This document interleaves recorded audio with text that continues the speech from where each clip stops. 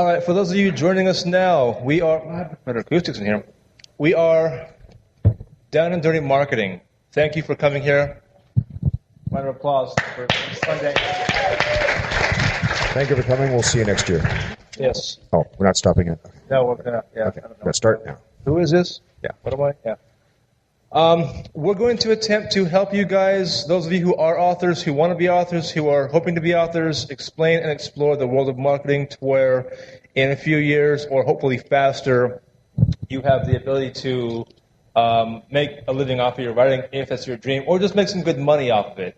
I have with me these panelists here going to answer some questions. We're going to keep it real simple, real fun, real light. This is a 7 p.m. panel, so we're going to try to be PG. Do we have any minors in the room? Show of hands, please. All right, thank you. Yeah, whatever. Anybody work underground, miners, that kind of thing? Okay. Is that a yes or no? I think that's a no. I can split. Okay. Yeah. Yeah, I don't prefer. I think that was that a real, like, for real? Or Yeah, because I'm not really clean cut necessarily, but if I have to be, I can be.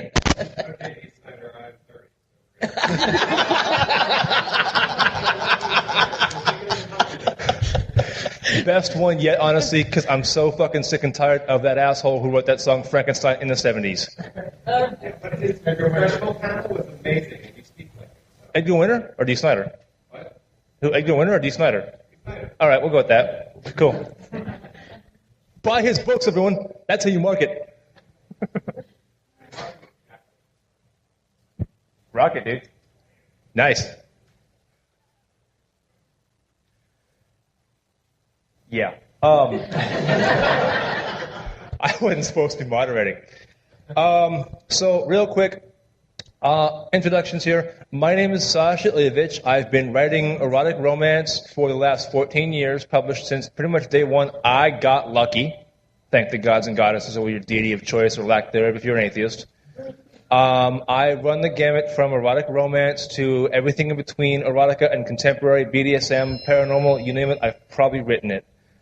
I am an editor as well at Sizzler Editions. We are the oldest e-publishing house on the block, basically, with 2,000 titles plus out, a new stable of authors that include a lot of newer, up-and-coming erotic romance authors.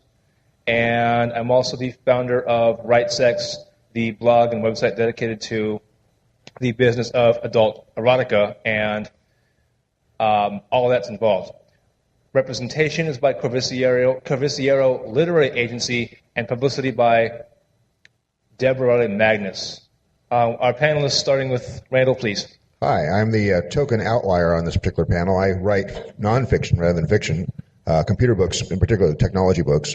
And I'm a published author. I have a publisher, and I'm here tonight to talk mostly about how I market the book, even though the publisher also helps me market it. I'm Kiernan Kelly. I write gay erotic romance. I've been published for about 8 years now. I'm published to about a dozen different houses. I've got 13 books and about 80 shorter works available right now. I'm Kage. I write specifically comedy and mostly GLBT genre, and just dabbled a little bit into sci-fi with the last short story I have. And I've been doing this about 10 years or so. I should be having as many books out as you do, and I don't yet, but I'm working on it. I'm Gail Z. Martin. I write the Chronicles of the Necromancer series for Solaris Books and the Fallen King Cycle and Ascendant Kingdom Saga books for Orbit. But in a previous life, before my first novel sold, I spent 17 years in corporate America as a VP of Communications and Marketing. That's what my MBA's in, and I've owned my own marketing company for the last 10 years. So I have also written 6 nonfiction books for New York publishers on social media marketing, and then specifically marketing for authors and launching your book, promoting it online. My name is Jennie Breeden. I do a webcomic called The Devil's Panties. I had I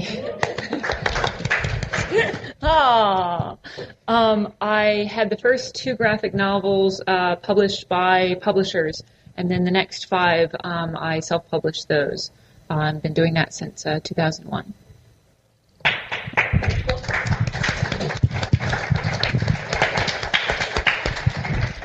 it being recorded here, by the way? Okay, excellent. All right, starting off with the marketing thing, the biggest thing we're seeing in e-publishing, regardless of whether you're self-published or indie-published, as they call ebooks for some strange reason, because most of us aren't indie, or even traditional New York, is the changing tide of the marketplace. The first question I want to ask, and just throw out to anyone who wants to step up and do this thing, is how have the changes in publishing affected your original marketing plan? Do you do anything different, in other words, because of the tide? Sascha, I'll jump in. I would say yes and no. Each royalty period, I see the shift between what has sold in paperback or trade paperback and what's sold in ebook. I think that's an irrevocable shift. On the other hand, I was pretty fortunate in that my first publisher, Solaris Books, was based over in Nottingham, England, and so it really forced me onto social media early. And I wanted to make that personal connection with readers all over Europe because that's where Solaris, especially in Games Workshop, had a real strong footprint, even though we were also distributed well everywhere else. And I'm just seeing that with that ebook shift, it's really made the desire for readers to have an interactive response with authors so much stronger. Whether they're downloading you on Kindle or reading you on Wattpad or, buying it off a small press, they want a piece of you along with your book. And that I think goes hand in hand with the ebook shift. I absolutely agree with Gail, especially in our genre, in the romance genre, especially the gay romance genre. It's a very small community. They want to see you. Besides, they don't want you to be an invisible presence on the internet, which is a big part of marketing. But they want a face to go along with it. Real quick, can we, for those who might not know, define what the shift in publishing has become? Go ahead. Yeah. Okay. Once upon a time, not too long ago, books were actually books. Those paper things, dead tree, and this whole idea of an ebook, of course, like many other innovations, was originally laughed at by the same kind of people who laughed at digital cameras because we've got film. Anybody remember Kodak? And at first, the ebooks were really clunky and they didn't work well. And then they got perfected or close, much improved. And people said, hey, this was really nice. I can just download something and carry it around with me, and I can have 1 million of them with me. And what was that dead tree thing again? And the publishers who were right there, having cocktails with Kodak and Polaroid, remember them? And maybe the Edsel. Yeah. And they were going, this ebook thing, it'll never catch on. This ebook. And all of a sudden it was eating their lunch, and they're going, whoa, what the hell? And New York and the major publishing areas have been tripping over themselves, stumbling, panicking, trying to catch up with this. The good thing is, in any evolution, always bet on the mammal. They're swift and they can slide around those big lizards. And all of the indies and the small presses and the folks who said, wow, this technology is pretty easy to do. I can bring my own stuff out and make it look good. They're out there leagues ahead of New York going, wow, we already did that, tried that. It didn't work. We're on to the next generation. And so while New York's kind of lumbering along trying to figure out how to switch their business model over from making most of their money on hardcovers, a lot of the small presses and successful self-publishers are going, we already have maybe not the whole thing figured out, but we're already ahead of you. And it's working for them. So there's a tremendous shift going on, and you're seeing more and more traditionally published people with a foot in both camps, doing some self-publishing, bringing out reverted rights books themselves, and still keeping a foot for as long as they can with their traditional people, because those advance payments are really nice if you can get them. And let's be honest, Kindle changed a lot of things as well. I have a quick question. It was something that the two of you had touched on a little bit. When you're talking about being on social media and getting your face out there and a reader wanting a piece of you, one thing I've noticed, and it's improving a slight amount, do you notice that even on Facebook, I'd say about 90 out of 100 authors who are on there have no pictures of themselves. It's all their book covers, and they do not reveal themselves. That was yesterday's panel, son.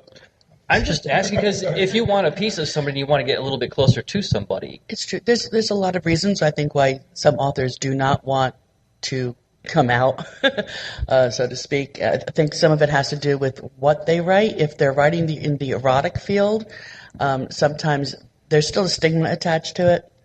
And when you're a soccer mom and you're writing about two guys getting it on, there's, sometimes there's an issue with you coming forward and saying, hey, that's my stuff that you're reading. Yeah, people have lost their jobs. It can really get very serious depending on where you live and what your community's like. So some people do take a step back and say, yeah, no, I'm not doing this. That hurts them in the long run, I think. And even folks who are writing with, outside of erotica, depending on what they write, believe it or not, in some areas there's still stigma just to genre fiction. Mm-hmm. And I know folks who are, especially in the hard sciences, some folks who are in academia, who, if they haven't hit it big and enough that doesn't matter what their day job thinks, they're making money off their publishing, they may still write under a pseudonym and have a kind of cagey picture because they don't want to lose credibility with their day job. On the other side of that particular coin, because of what I do and who I am, I'm a rarity in the romance genre as a man and a quote-unquote straight man who writes this stuff. And I have a dirty secret. I'm actually a Harlequin junkie. I love those books for whatever reason. I read them, among other authors such as the panelist here and other words. But one of my friends a couple of years ago said, Sascha, you have to tell the world you're a guy. I said, why? You can't do that. They said, because you are a rarity in this industry. And so it works for me, and it works with the whole bad boy of romance image. So it's not going to be, in my case, as a marketing tool, uncommon to see pictures of me with huge cigars in one hand, girls on the other, and scotch in the third hand. I don't know where it comes from. It works for me, but not everyone can do that. I found that a big difference between the print publishing and digital publishing is that digital, you give a lot more away for free. You give that first taste. You give that first book. Especially for webcomics, you give a lot of media away online for free, whereas a print book, the printers, the publishers are going, you're not going to give a book away for free. I to balance that out, I give a discount on the first book. It's that kind of, here's a little taste, try it out. And so there is a kind of shift between the mindset of advertising and marketing digitally, because I think that most of the online community believes this should be free, this music should be free, that these movies should be free, this TV should be free, and if we like it, we might buy something. My publisher's also gone to giving authors the opportunity to release the book online for free with no DRM. And they've been finding that with those sorts of books, first off, the piracy goes to zero because everybody can just get the book for real. And there was a lot of piracy for our books anyway, so this isn't really going any new audience. But we find people that are downloading the online version, sort of tasting it a bit, and then going out and getting the real hard copy. So it's actually increasing our sales rather than decreasing it. And I think the traditional publishers have been dragged kicking and screaming more into that. I mean, I may get 40 copies, 40 author copies, both advance and post-pub to give away for promotion. I can talk my publisher into doing another couple dozen on Goodreads or something like that. But from the beginning, I said, look, we're going to do downloads. We've got to do excerpts. We've got to push samples out there for free. And I certainly wasn't the only person doing that. And I think they have, maybe reluctantly, but bowed to the necessity of getting some information, getting pieces out there for free, much more so than before. Personally, I found that that Kindle gets dangerous. Yep. Because you're sitting there and you're going to sleep. You're like, okay, I'm gonna flip through, see what's available. You read a page or three, and you're like, this is awesome. And a press of a button, I've just bought another book. And when I finish, you get into this chain smoking of books because you get to the end of one, and you're like, I can just press a button and have the next one. And don't forget about the KDP program, which allows you to just, a lot of times the books are up there for free for a few days. So it's more crack. It's interesting, though.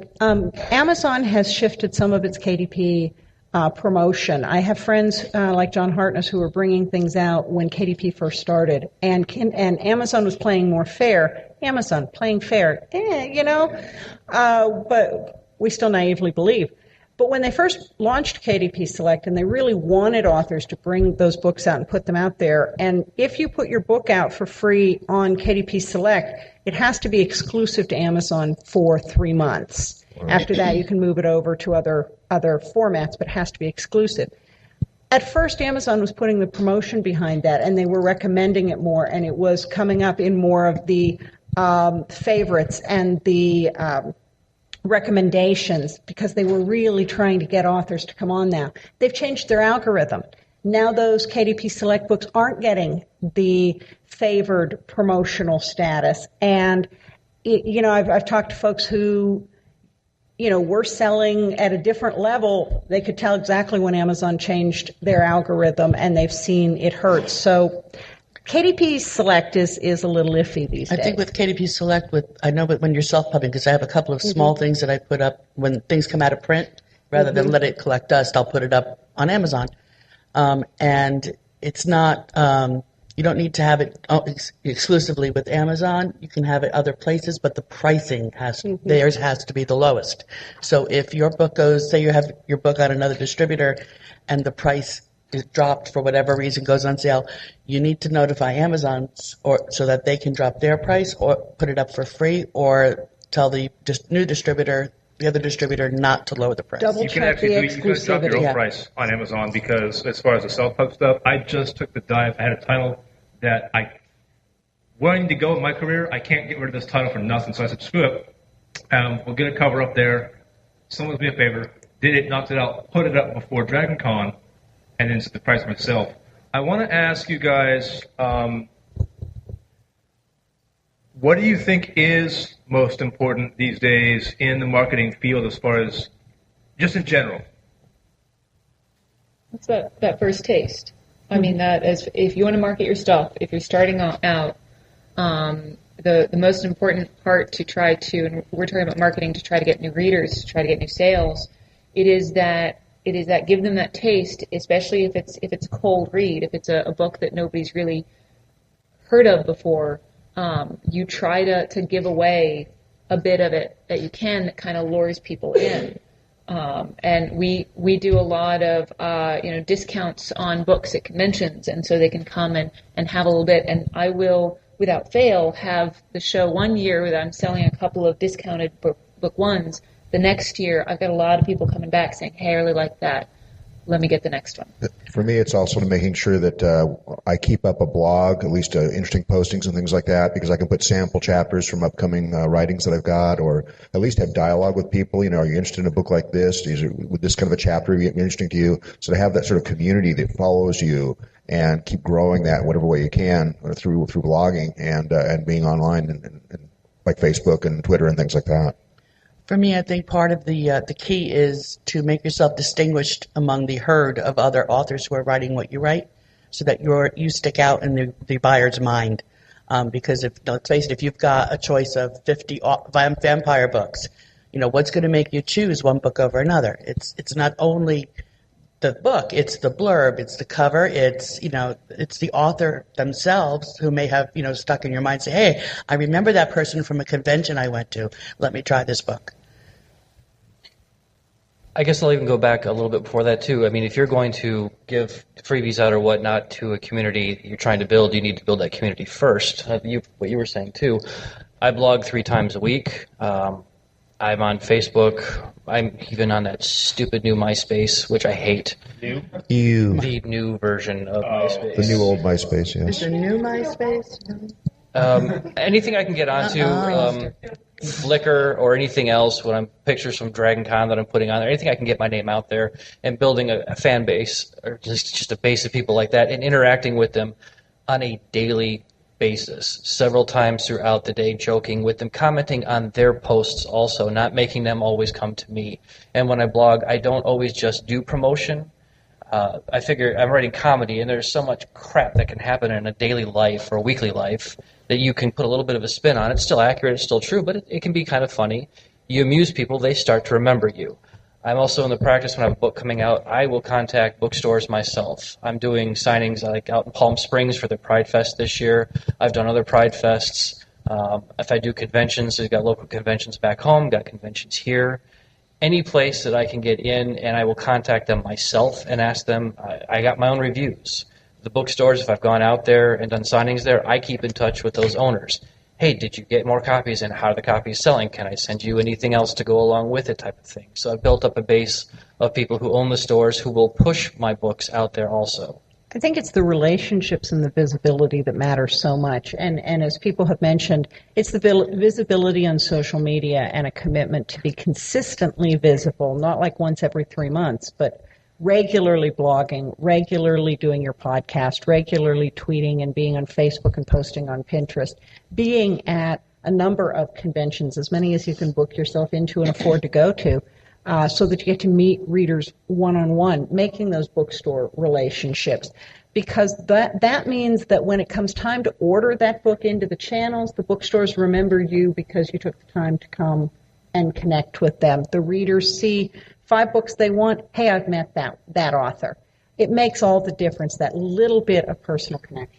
And I want to emphasize something you just brought up a moment ago. Make sure you read the replies to these postings. Have a dialogue. If you do fire and forget, where you're just posting something and then going away and never reading any of the replies, you don't build those relationships up. But if people notice, so make sure you're using a blogging platform that allows for that. Twitter is very bad at that. So you want to use something else like Facebook. I'm doing a lot of stuff on Google Plus, where I get to actually respond back to my followers, and it makes a big difference in building those relationships. Why are you laughing at Google Plus? Because we spent a good amount of time on the social media panel shit talking Google Plus. Good thing I wasn't there. Dying. I can't stand it. I have a question for the audience. How many aspiring authors do we have here today? Okay. Excellent. I want to burst your bubble. It sucks. That's who I am. Please don't believe that if you land a contract with one of the big 6 or big 5 now, I forget, publishers in New York, that your job is done, because it's not. Unless you happen to be one of the top 10 sellers of these publishing houses, 90% of their budget goes to the top 10 authors. 10% of their budget goes to the rest.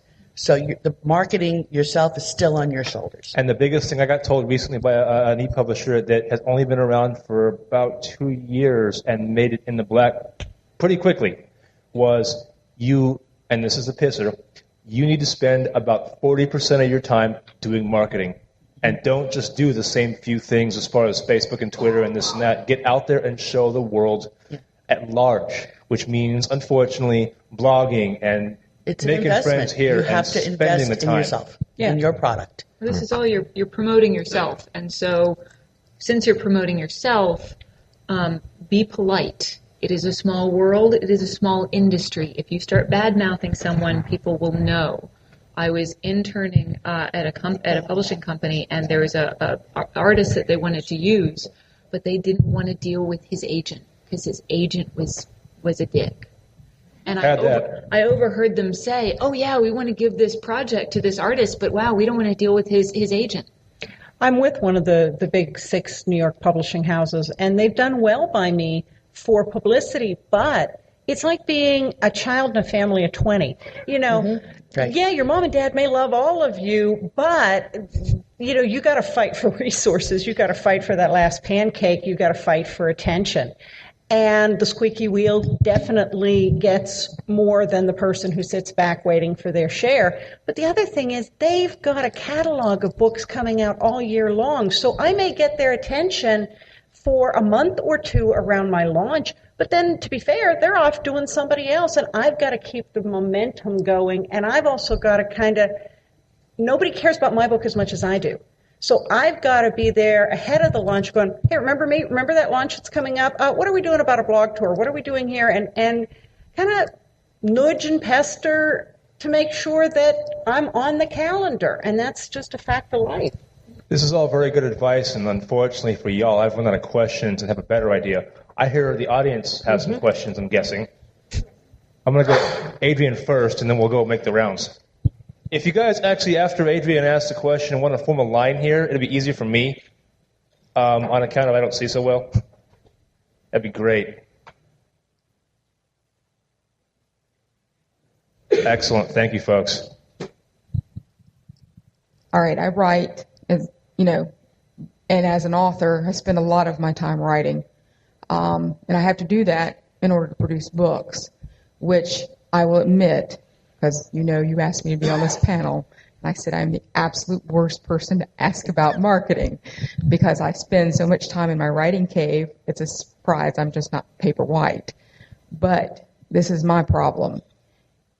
If you have limited time, if you have a job that's full-time, and you spend the rest of your time writing, if you had only a few places and a limited time to market yourself, what 3 places would you choose to focus on? Let me take that first. Oh, God. Okay. Social media, number 1. It's the easiest and the fastest thing that you can do. Facebook, Twitter. Simplify it for her and tell her Hootsuite. Yeah, Sorry? if you also had social media, you do Facebook, Twitter. All right, you can connect your Twitter to your Facebook. So you can do, that's a twofer, so you can get that in one shot. The other thing you can do, and I seriously recommend this for, especially for published authors, is to form a street team. That's the newest thing that's going around. It's a great idea. It's taking just a very few of your hardcore fans who are willing to help you and forming a team. And what this happens is they will retweet what you tweet. They will go out and start chatting up your books. They will chat you up. They will come to conventions and stuff, and they will be there rooting for you and supporting you. They'll take your paper stuff, your postcards or whatever, and bring them with them when they go on vacation and start passing them out. This is what your street team does. In exchange, you would give them advanced reading copies, and they get excerpts from your upcoming works, and they get to chat with you personally in your little Yahoo groups and stuff. Acknowledgement, right, exactly. And that's a really great tool, I think, especially for e-published authors, to get the word out about your stuff and to cut down on the amount of time that you spend promoting yourself. Be sure when you're connecting Twitter to Facebook that you source it on Facebook and publish it to Twitter. Mm-hmm. 140 character messages look really bad on Facebook. It makes you a little foolish. So it does make you think. Well, what I do is I have all my Facebook things show up on Twitter, and if there's more text than will fit in 140 characters, it puts a short URL at the end of the beginning of that text. So, yeah. You can also use sites like Hootsuite where you can post once and it is already connected to your Facebook, your Twitter, your blog, maybe your even Pinterest. LinkedIn. Yeah. Yeah. A number of your sites so that you post. You write it once, and it sends it out to all those other sites. Hootsuite. HOOTSUITE. Now, it does indicate that it's been, tweet later, Social Loom, follow those, or social media dashboards. Bunch of them. Yeah. It will, however, say, it'll indicate that it came from a dashboard like that, so you still want to jump out personally whenever you can and make a comment, reply, thank people who, accepted your friend, became your friend, or your fan page, or followed you on Twitter. You still have to be out there personally, but it certainly helps. Yeah, I source it on Facebook, but I have my Twitter client up all day, and I'm watching that and seeing if anybody's retweeting it, especially. I start to see some of their history, and maybe I'll say something personal to them about that. Or if someone comments about me or one of my writings, I retweet it always because I have 9,000 Twitter followers. And so that says something to them, that they said something significant enough that I noticed and thought it was an important thing to say. But Triber also is a resource for you guys. For those who are not familiar with Triber, basically it's an RSS blog aggregator, and it allows you to have, for example, all of us in a particular Triber group or whatever, and if I blog and put a blog up there, Triber picks up the RSS feed, and then if he likes it, he just sees it in his feed and retweets it, Facebook's it, whatever, and then if Kiernan sees the same thing, and he's got 9,000, she's got 5, I've got 4 or 5,000 followers on Facebook, Twitter, etc., and it just really gets out there. It does fill your stream up on Twitter with a hell of a lot of ads, people just posting the stuff up there, but it's their audience as well as yours. Let's, next question. I should start with saying that I'm from Germany, so some things are slightly different from me. But I am an author, I'm in nonfiction, and I had some books up with traditional publishing companies. And now for like 2 or 3 years, I moved to self-publishing, which I find extremely satisfying, so I want to keep doing it. But I'm not selling enough copies. Simple as that.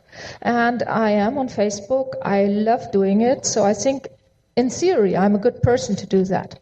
On the other hand, I noticed that I'm not really well in getting the message across. Like at one point, it's like people will not even notice that I'm an author. Sounds funny, but at some point, I really asked on Facebook, did you ever buy a book by me? How did you find it? Where did you buy it? Why did you buy it? And I wanted to get some feedback. And I think 90% replied, I didn't know you have any books out. And the problem is, how can I promote this better? And especially on the other hand, I am friends with other people who do the same like I do on Facebook. And some of them, they're really a pain because you can see that they post at least once a day to say, hi, I'm an author. And I'm very much inclined to unfriend them because it's getting on my nerves. So, Nice. how do you find the right measure to do that?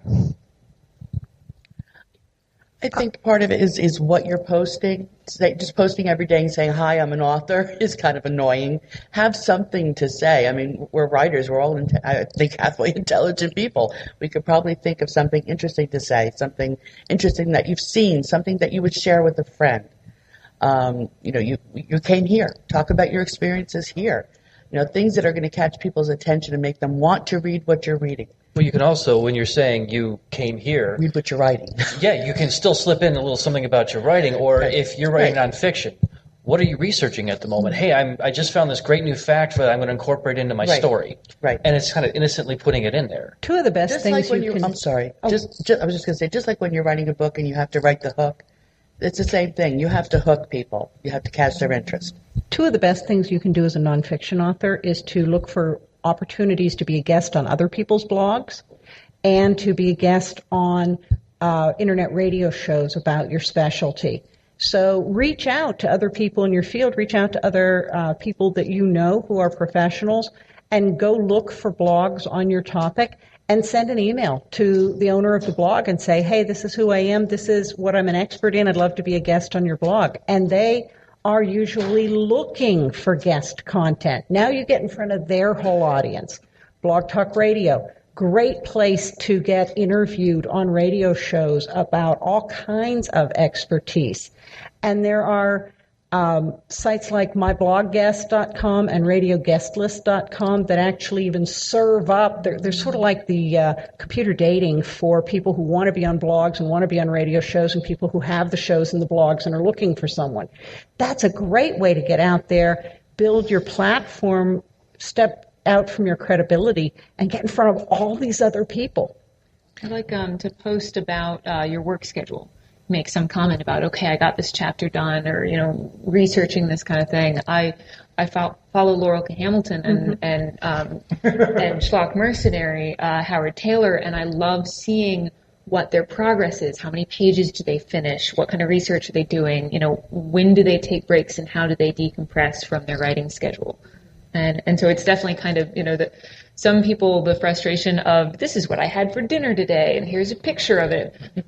But more of the progress, like sometimes if I'm stressed and I have a lot of work to do, I'll use it as a to-do list. I'll be like, all right, Internet, I'm going to do 3 comics today. And then like 2 hours later, I'll post, Hulu was a bad idea. Nice.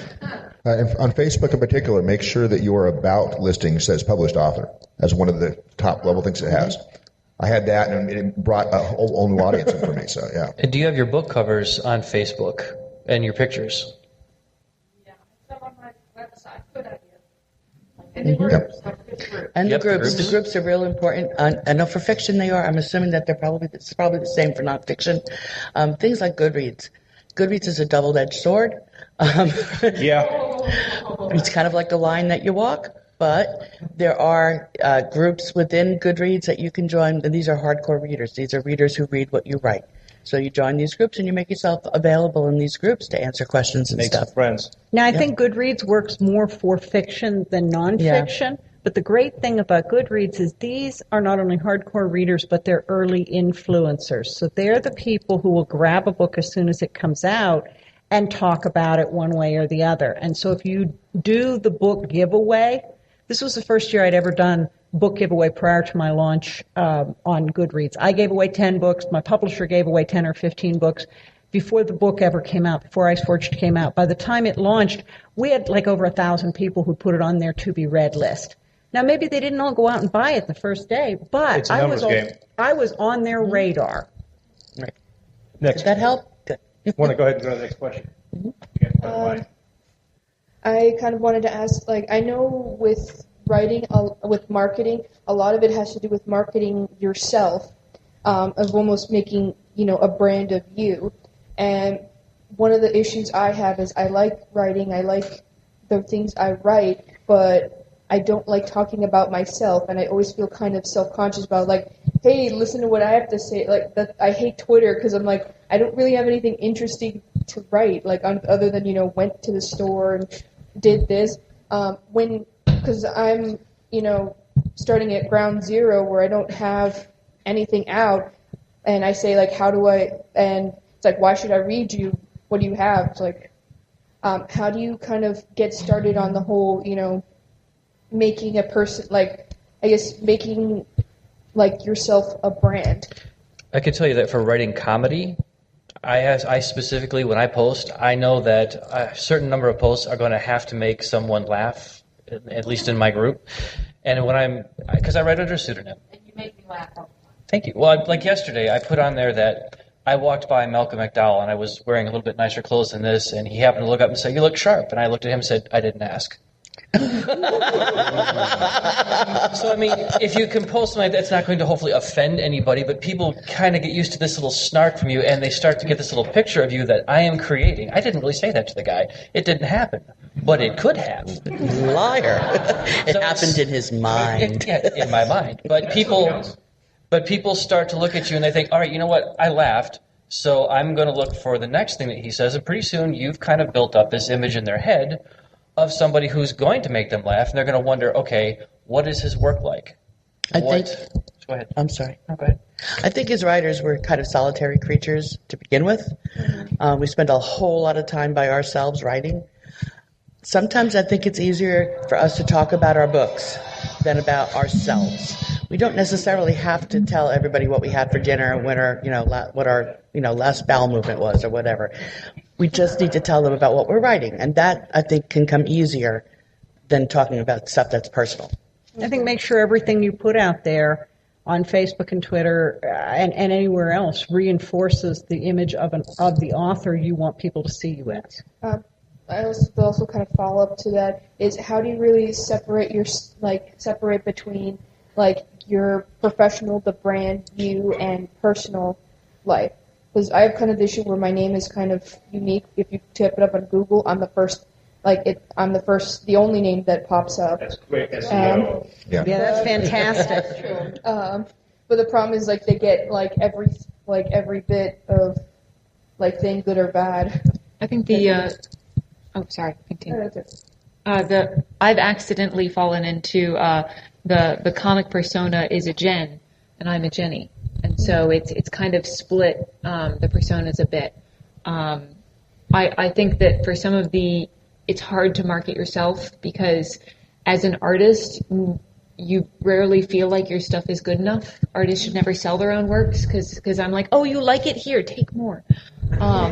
And so I found that I jumped headfirst into convention scenes, and I wouldn't bring enough money to get home or get dinner. I wouldn't bring with me enough money to get food that night. And so I would be like, all right, either I promote one more book, or I try to sell, or I hand out these cards, or I'm not eating tonight. Oh, that's hardcore. Oh, yeah. If I sold a book, I'd be like, oh, my God, thank you so much. I can get my car out of the parking garage. Wow. And so it took about 3 years of wow, this card isn't good enough, and I have to give it away, and I have to promote myself. And no, this is awesome. You're going to love it because I need a sandwich. So yeah, sometimes you have to force yourself out of it, and it's terrifying. And sometimes they don't take the card, and it crushes your soul.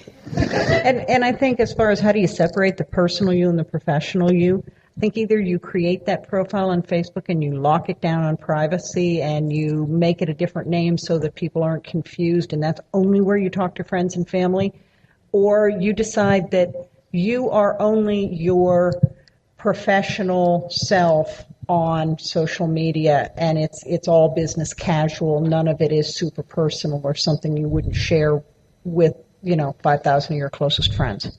Okay. Or have like an author page and then like a personal profile. Yeah. And if you're going to pick a pseudonym, Google it first, because I did it. And it wasn't until after I published that I realized that my name was actually the name of a serial killer in England. It's true. My proudest day was when my name came up first in front of his stuff on Google searches. Or worse yet, one of my authors, as far as pseudonym was concerned, his name is Rod Harden. He writes erotica. And yeah, he's actually he's pretty funny on Facebook, but still, my publisher says if I had known who he was 20 years ago when we started up, she had told him to change his name. Next question. Thank you so much for doing this panel. I know that a lot of you are doing a lot of panels, so you're working. So thank you. And two, we have kind of a widespread of genres here. So I was wondering, where do you guys get sort of the best fan interaction on social media? Like, where do you meet those super fans, those advocates for your work? Here, yes, absolutely. But on the social media thing specifically. Like, for me, when I first started writing, I didn't even know about Goodreads. And it was actually someone who emailed me who made the Goodreads page and was like, look, here's what you should be doing. So, yeah, where do you get the best interaction? I like Facebook. I like Facebook for the fact that I can go to other authors who write in my genre and, steal their friends list, pretty much. And they do it to me, and it's fine. It's share and share alike. But that's a good way to build your fan base is by posting to other authors who write what you write. And people will pick up on your names, and then all of a sudden you've got all these new friend requests. Ask permission first. Yeah. Just because some authors don't care. Other authors like, hey, what the hell are you doing, man? I haven't met one yet that has told me. Yeah. And as much as you're ripping on Google Plus, I have 22,000 followers on Google Plus. It's a place for technology people, not for just ordinary people. I think that's the big difference. I'm a for tech, so I get it. Yep. I really like that Facebook, you can see who's reading it, how many people like it, how many people saw it. So you can, for each post that you do, you can see which one was more popular, who started sharing it, how many people shared it. So you can kind of figure out, so posting about, gardening and dinner actually did better than posting about my cat or my dog. I like Facebook and Twitter because of the immediacy and the ability to just have a really nice conversation out there. I do monthly events on Goodreads where we talk about a topic related to publishing and writing, and that's fun, and that's another depth of relationship. But I think just for reach, Facebook and Twitter are really the best. The only other thing I do with Facebook, too, is every other Saturday on my blog, I do a series right now I'm calling The Face of Gay, and I invite anyone who's straight, gay, or whomever to write up a post for it. And then I know when it comes out, like Kiernan will be next week. She just wrote up a really brilliant blog post for me, but I know when it goes out and I'm promoting it, her entire base of people are going to see it too, and they will also spread it, and my regular base of readers will spread it also, so it goes a lot further from Facebook, and it goes right onto Twitter. Awesome. And one thing to keep in mind, it's really easy when you're starting out, or even not starting out, to get depressed about those mega authors out there who sell millions of books and have legions of fans. They're the ones, the line going around the block 3 times. But I've heard a statistic that says you only need to have 7,000 to 10,000 hardcore fans, and I think it's truly even less than that. The people who will jump on whatever you bring out as soon as it comes out, who are engaged enough to retweet you and friend you and talk you up on their blogs and posts. That's a big number, but it's a much more manageable number. And any number you get, if the people are active, that's going to go way further than having a huge list where nobody does anything. Right. All right. Thank you so much. That's been Triber for me, basically. We got about 10 minutes left, so I'm going to get to about 3 more questions. Hopefully we can keep it kind of pithy, and then afterwards, I'm not sure if we're being forced out or whatever. We could do 7 questions. Okay, well, either way... Oh, right, yeah. Okay, so anyway, after we get done here and stuff, we can mingle out in the hall if we're all not busy. But only go ahead and keep this train rolling. 7 speed questions? Huh? 7 speed questions? Yeah. Great. Let's get through the people in line just real quick. They've been standing there. It's not fair. Maybe one answer per person? That's good. Yeah, we can do that. Okay. Okay, my question is, I have a novelette published with a small press, but I'm also now going through the arduous progress with, actually not progress, with my agent on my regular novel, going through the traditional publishing and finding out how hard that is. So now I'm thinking ahead and trying to evaluate between going small press with the full-length novel or self-publishing, and of course all the proselytizers are starting to make me think that it would be better to go self-publish. My one worry is with the going with small press is the reach, which ties into marketing, is that's what's worrying me with you're giving over a lot with small press. Is there a benefit marketing-wise to going small press, or should I just go ahead, since I'm going to be doing the marketing anyway, should I just go ahead and self-publish? Do you think that the difference between small press and publishing and self-publishing is publishing will get you, get 1,000 books out, but you get a penny per book, and then self-publishing is you get 100 books out, but you get all the profit from those books? All right. My wife and I are both science fiction fantasy authors. One idea we had about engaging with people at the convention is running writing seminars. We know 1% of all there is to know about writing, but we can teach someone who knows 0.5%.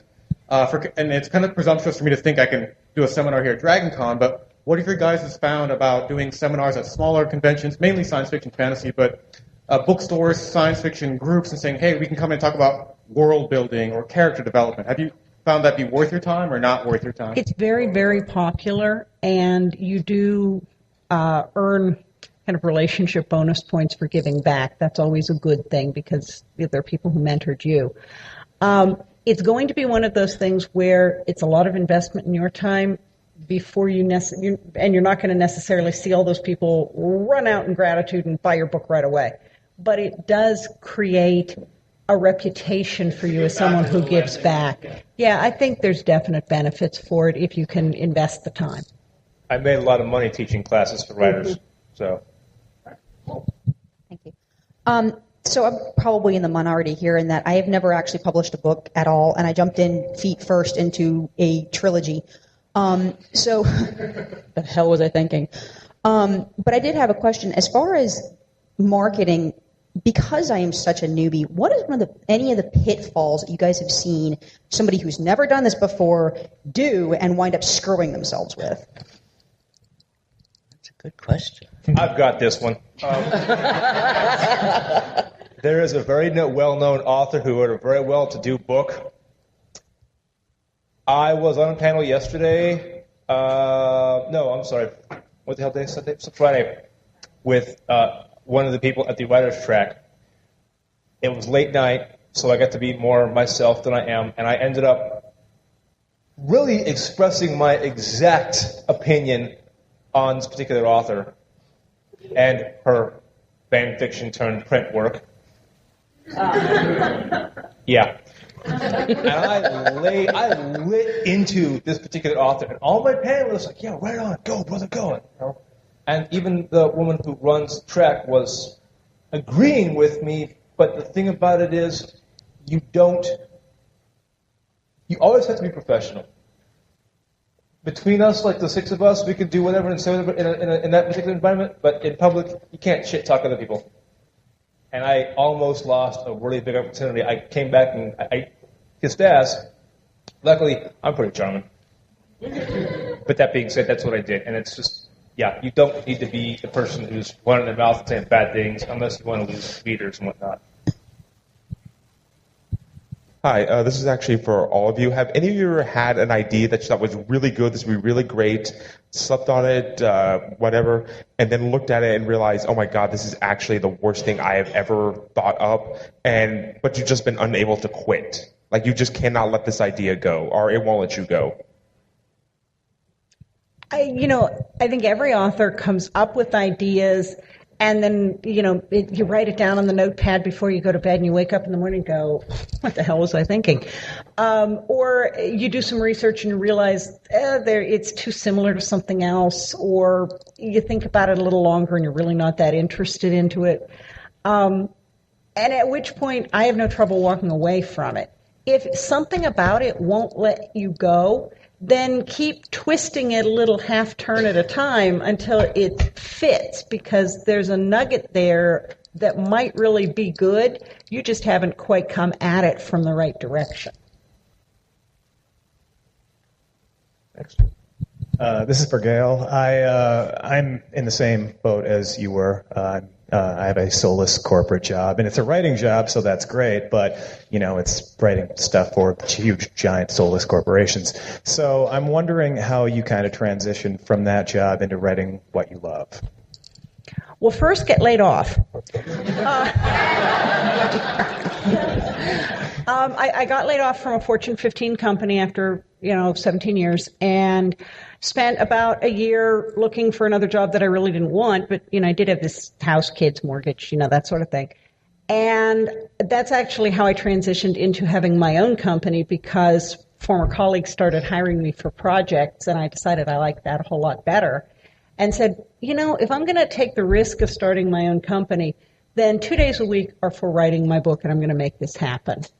And now that's more like about 27 days a month, and the business side gets about 3. So it's a gradual thing. But, yeah, I got pushed out the window, and it was the best thing that ever happened. Excellent.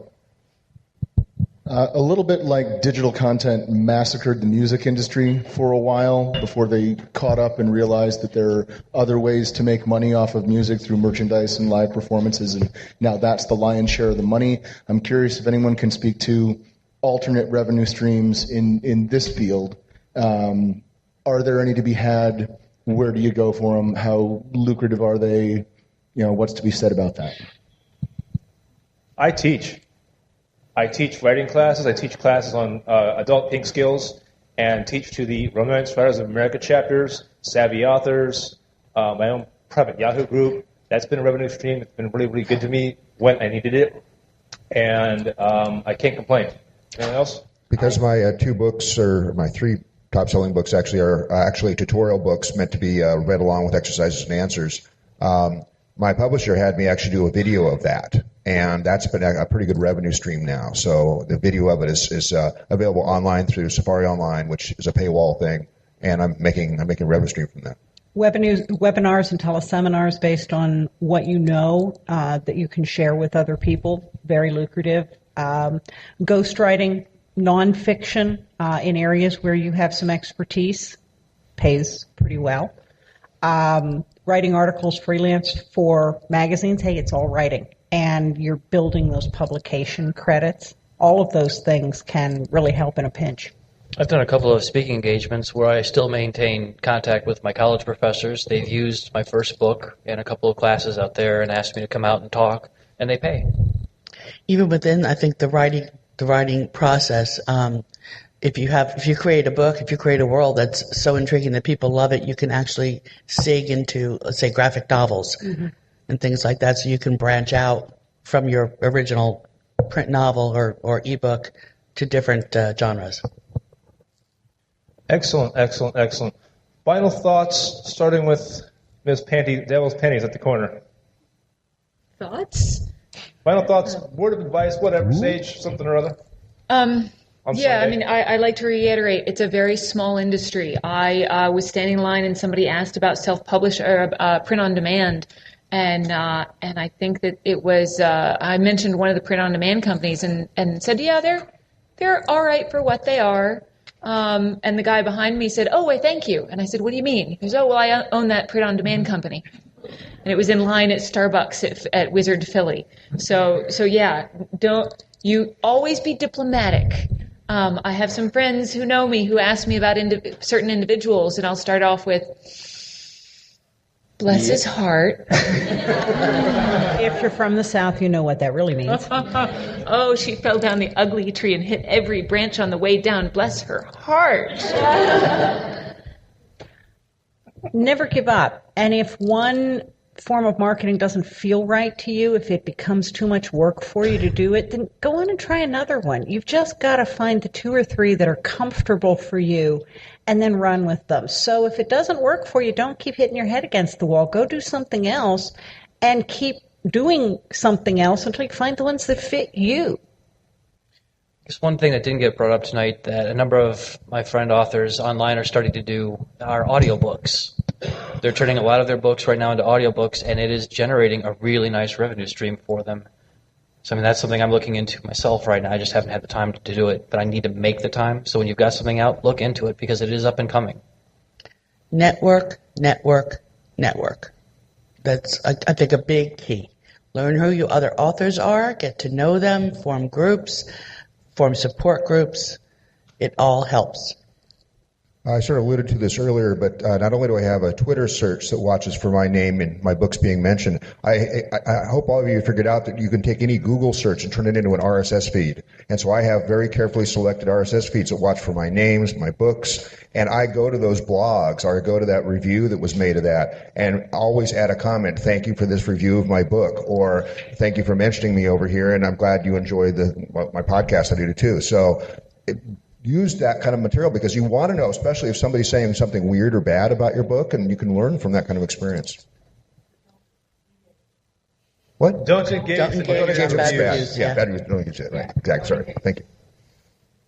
I think if I had one piece of final advice to give as far as marketing was concerned, it's to spend the time doing it and learning to do what you can do well, because it makes a huge difference. And I have to second with the networking bit. A couple of years ago, I was here as a panelist for one panel, and now I'm on 7 because Kiernan, Kelly, and another woman who was supposed to be here but couldn't make it for other reasons, Gail Allen, had invited me because they saw value in something I said. God knows what. But I'm now doing a lot of the panels for the floating books at EFF and other stuff as well. And plus, I made amends with other writer track, and I'm here now talking to you guys, helping these guys, and doing what we do. So, first of all, I want to give a round of applause for our panelists.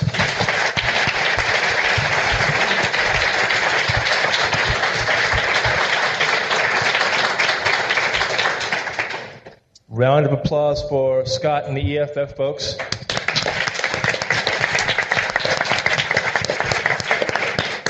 Final, loud, raucous, make it deafening in here. Round of applause for yourselves, for your bravery, courageousness, and ability to be here on a Sunday night when you could be doing something else.